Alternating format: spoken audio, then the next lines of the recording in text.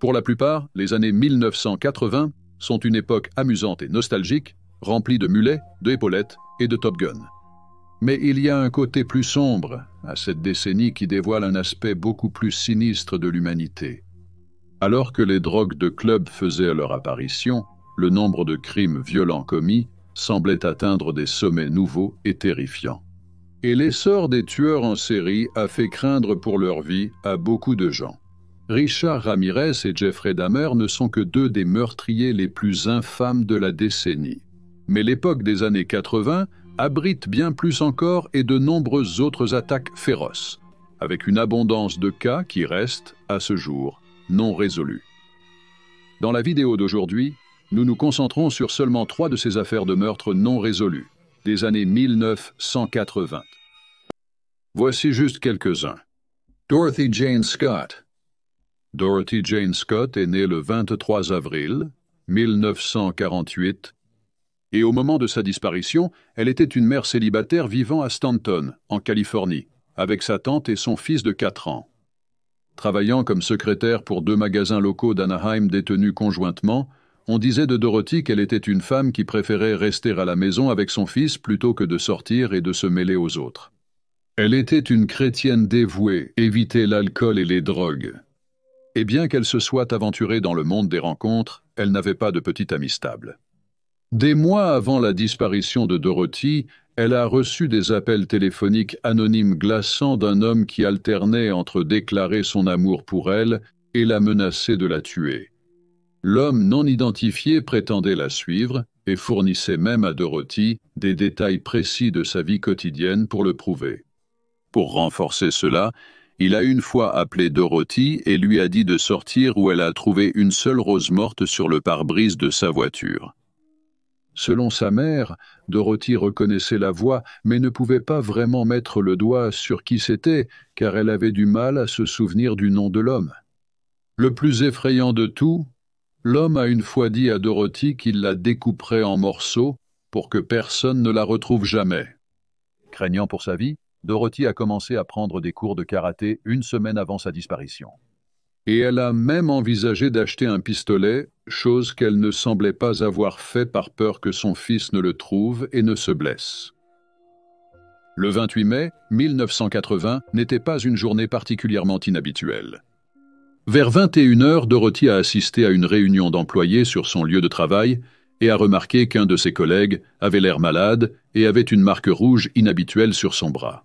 Elle a insisté pour l'emmener à l'hôpital accompagnée d'une autre employée. Dorothy s'est arrêtée chez ses parents pour vérifier son fils et leur parler de la situation avant qu'elle et ses collègues n'arrivent aux urgences du centre médical UC Irvine. Les médecins et les infirmières ont rapidement découvert que le collègue de Dorothy avait été mordu par une veuve noire, et il a été traité rapidement, sortant avec des médicaments à 23 heures. Pendant tout le temps que le collègue malade était soigné, ni Dorothy ni sa collègue n'ont quitté la salle d'attente. Toujours prévenante, Dorothy a décidé d'aller chercher sa voiture à sa place sur le parking et de l'amener à la sortie afin que son collègue en convalescence n'ait pas à dépenser beaucoup d'énergie. Pendant qu'elle partait, ses collègues attendaient. Cependant, après un certain temps, ils ont vu qu'elle n'était toujours pas revenue. Alors, ils sont sortis dans le parking pour voir ce qui se passait. Soudain, la voiture de Dorothy est arrivée à toute vitesse vers eux, les aveuglant de ses phares, puis a dépassé et pris un virage serré à droite pour quitter le parking. Pensant que quelque chose était arrivé au fils de Dorothy, le duo a attendu son retour, mais elle ne reviendrait jamais. Après plusieurs heures de silence, les parents de Dorothy ont été contactés. Ils ont confirmé qu'elle n'était pas rentrée à la maison et ont ensuite appelé les autorités. À 4h30 du matin, le 29 mai, la voiture de Dorothy, un break Toyota blanc de 1973, a été retrouvée en train de brûler dans une ruelle à 10 miles de l'hôpital. Son corps était introuvable. Environ 1 semaine après la disparition de leur fille, les parents de Dorothy ont commencé à recevoir des appels étranges et déstabilisants d'un homme non identifié qui disait « Je l'ai » et raccrochait. Il appelait presque tous les mercredis après-midi lorsque la mère de Dorothy était seule à la maison et lui disait qu'il avait Dorothy ou qu'il l'avait tuée. Les appels téléphoniques étaient toujours brefs, au point que les autorités ne pouvaient pas les tracer. En avril 1984, l'homme a appelé le soir. Cela semblait être une erreur, car une fois que le père de Dorothy a répondu, l'homme a cessé d'appeler pendant 4 mois. En juin 1980, le journal Orange County Register a rapporté le cas de Dorothy et a été contacté plus tard dans la journée par un homme inconnu qui a dit « Je l'ai tuée.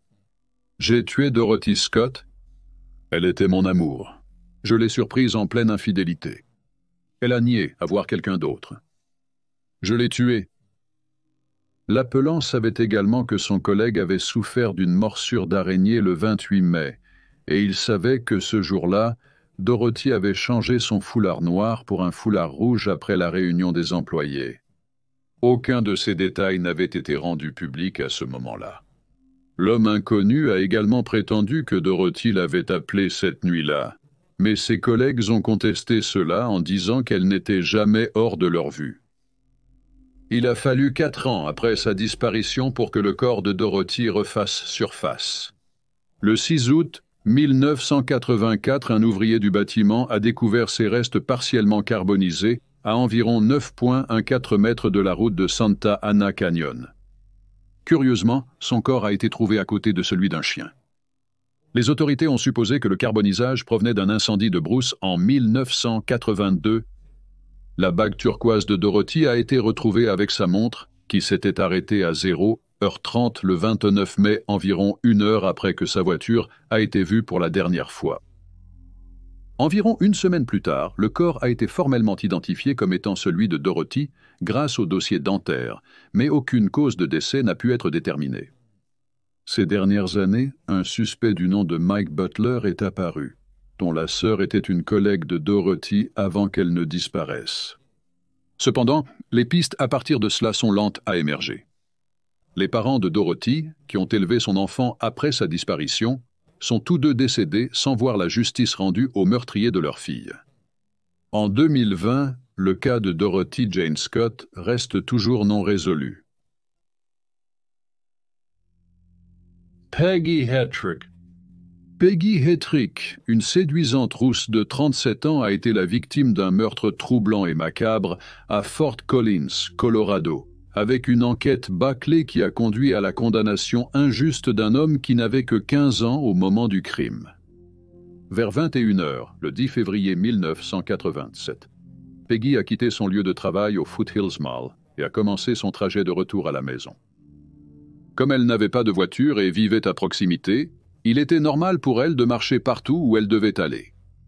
Ayant donné les clés de son appartement à un colocataire temporaire, Peggy a fini par rentrer chez elle pour se retrouver à la porte. Son colocataire était évanoui dans l'appartement après avoir bu et ne pouvait pas lui ouvrir la porte, alors Peggy est partie et s'est rendue dans un bar à proximité, le Laughing Dog Saloon. Elle a tenté de réveiller son colocataire en appelant à plusieurs reprises l'appartement, mais elle n'a pas eu de chance car cela ne semblait pas les déranger. Elle aurait parlé avec colère d'être enfermée dehors. Après avoir passé environ 15 minutes dans un second bar, le Premier ministre, on suppose que Peggy est allée chez son ex-petite amie à proximité, car des témoins rapportent avoir vu une femme correspondant à sa description traîner sur le parking en fumant. La même marque de cigarette trouvée ici était la marque trouvée sur le corps de Peggy le lendemain. Elle avait également en sa possession, au moment de sa découverte, une note manuscrite qui disait « Matt, j'ai été enfermé hors de mon appartement. Ne te fâche pas si je viens aussi frapper. » Peggy a réussi à rentrer chez elle vers minuit, où elle s'est changée puis est repartie.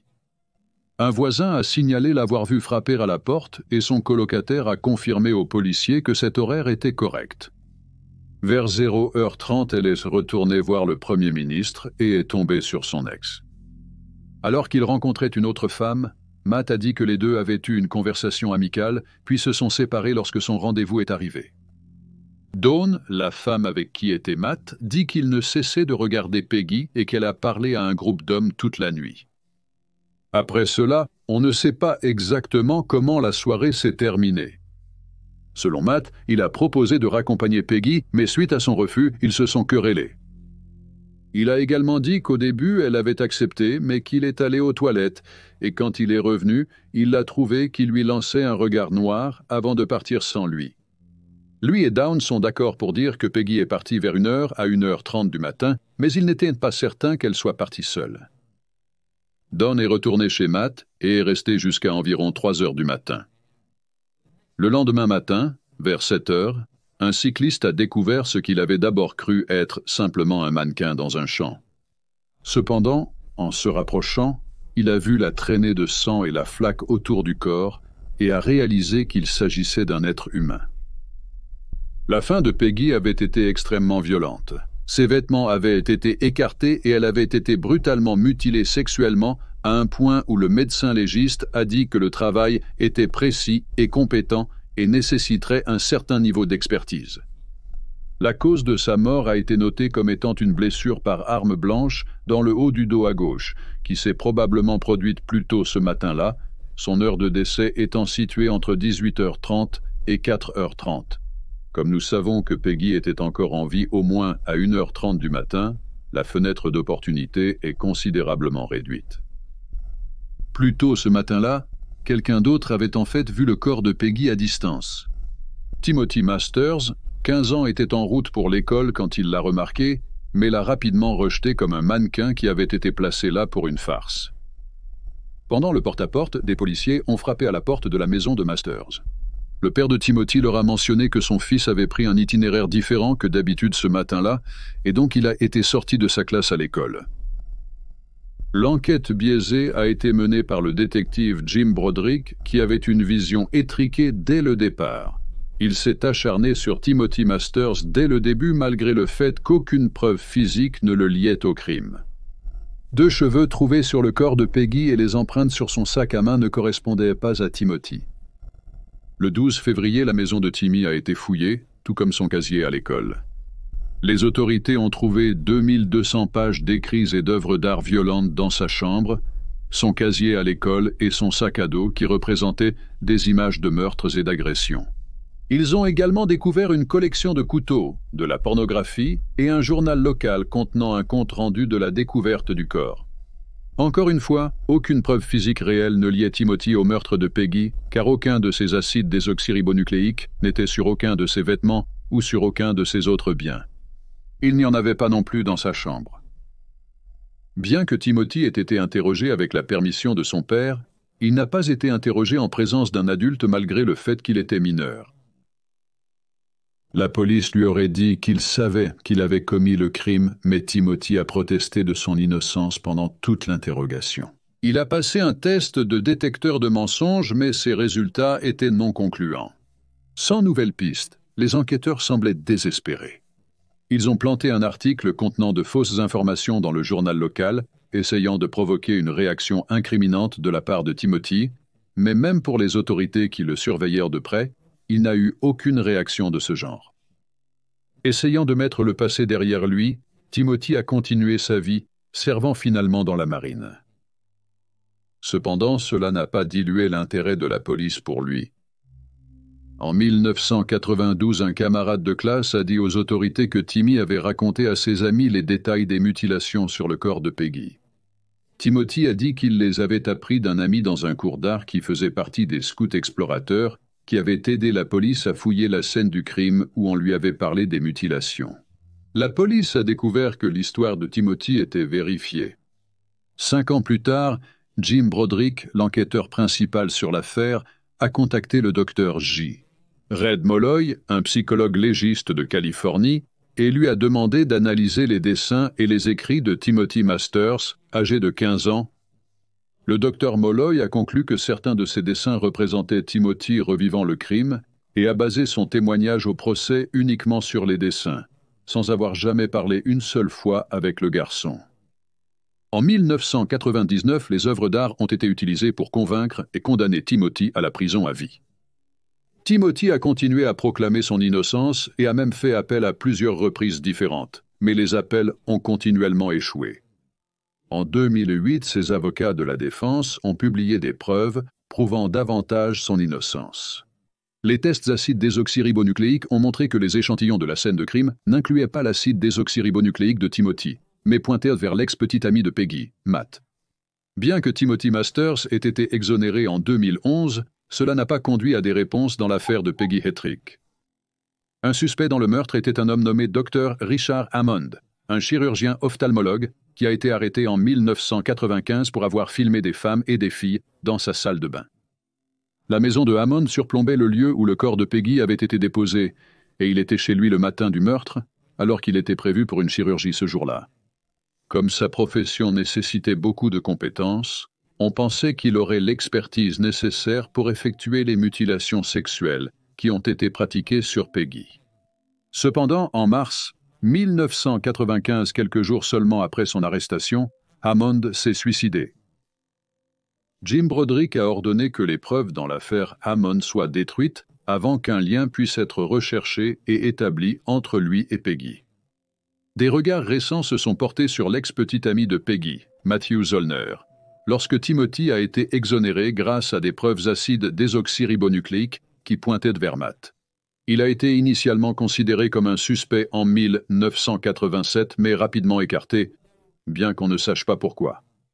Un ex-petit ami avec une histoire qui change constamment et qui n'avait un alibi que jusqu'à 3 heures du matin semblait être un candidat probable pour le meurtre de Peggy. Et bien qu'il semble que Matt soit à nouveau sous enquête, il n'y a pas encore de nouvelles pistes, laissant l'affaire horrible de Peggy Hetrick ouverte et non résolue. Deborah Lindsley. Née à Bromley dans le sud-est de Londres en 1962, Deborah Debbie Lindsley, âgée de 26 ans, est tombée victime d'un crime perturbant et odieux qui a choqué la nation en 1988. Travaillant comme directrice d'hôtel à Édimbourg, Debbie est retournée à Londres pour suivre un cours de gestion hôtelière et est restée chez ses parents pendant son séjour. Elle a rendu visite à son frère, Gordon, car elle devait être demoiselle d'honneur à son mariage dans 2 semaines. Le mercredi 23 mars, Gordon a déposé sa sœur à la gare de Pettswood dans la banlieue de Bromley à Londres, où Debbie a pris le train d'Orpington à Londres. Elle a choisi un wagon qui était isolé, et on suppose que Debbie l'a peut-être choisi parce que fumer était autorisé à l'intérieur. Il n'avait pas de couloir menant à d'autres wagons, et les seules sorties étaient de chaque côté, menant à la plateforme ou au rail. Ce type de wagon était en voie de disparition en 1988 et la mort de Debbie a poussé British Rail à réduire le nombre utilisé pendant les voyages hors pointe et ils ont peint une bande rouge le long des wagons isolés pour que les passagers puissent les identifier. Peu après avoir quitté Brixton, une jeune fille au pair française a entendu des cris forts provenant d'un wagon, mais a affirmé plus tard qu'elle était collée à son siège et trop effrayée pour agir. Beaucoup l'ont critiqué pour ne pas avoir tiré sur le cordon de communication qu'un passager peut tirer pour arrêter le train en cas d'urgence. Cependant, la jeune fille au pair a vu un homme aux cheveux roux sortir près du wagon de Debbie et elle l'a suivi à travers la gare jusqu'à ce qu'elle le perde de vue. D'autres témoins à la gare ont signalé avoir vu plusieurs autres hommes différents, comme un homme négligé aux cheveux blonds sales qui a quitté le train à Penge East, et un homme court et trapu vu sautant du train à Victoria. Sur environ 70 personnes à bord du train, la jeune fille au pair est la seule à avoir rapporté avoir entendu quelque chose de spécifique, tandis que certains des passagers ont signalé avoir entendu une agitation, mais n'ont pas non plus enquêté. Les détectives en ligne se demandent si les wagons de chaque côté de celui de Debbie étaient vides, ce qui donnerait une raison pour laquelle personne d'autre n'a entendu ces cris. Lorsque le train est arrivé à la plateforme 2 de la gare Victoria, il était 12h50. Comme c'était courant à l'époque, un porteur de British Rail a parcouru le train pour vérifier les bagages oubliés et a trouvé le sol et les sièges du wagon où se trouvait Debbie couvert de sang. Il a ensuite été confronté à la scène horrifiante du corps de Debbie. Elle avait été poignardée 11 fois au cou, au visage et à l'abdomen, et l'une de ces lacérations avait causé sa mort. Debbie avait des blessures défensives sur ses mains, et bien qu'aucune interférence sexuelle n'ait été trouvée, la police a proposé l'idée qu'elle avait repoussé une attaque sexuelle. Aucun de ses biens n'avait disparu, ce qui a amené la police à écarter la théorie du vol. Le fait qu'elle ait été assassinée en plein jour dans les transports en commun a amené les autorités à se demander si ce n'était peut-être pas une première attaque pour le tueur. Aucune arme du crime n'a été retrouvée, mais on pense qu'il s'agissait d'un couteau de cuisine de haute qualité, lourd et long de 5 à 7, 12,7 cm. Lors de l'enquête sur le meurtre de Debbie en 1988, 1200 déclarations de témoins ont été recueillies et 650 individus ont été interrogés et écartés. L'affaire a été présentée sur Crime Watch UK en avril 1988 et il a également été découvert que du sang du tueur s'était mélangé à celui de Debbie, ce qui signifie qu'un profil acide désoxyribonucléique du tueur a maintenant été établi, ce dernier ayant probablement été blessé lors de la lutte. À ce jour, près de 60 des 70 passagers ont été éliminés de l'enquête. La mère de Debbie est décédée en 2013, tandis que le reste de sa famille cherchait désespérément des réponses et de la justice. Jusqu'à présent, aucune correspondance avec l'acide désoxyribonucléique du tueur n'a été trouvée, et le tragique meurtre de Debbie reste non résolu. Et maintenant, vous avez les faits, 3 horribles meurtres non résolus des années 1980. Merci de nous avoir regardés. Veuillez vous abonner et aimer la vidéo pour soutenir la chaîne, et nous vous verrons la prochaine fois.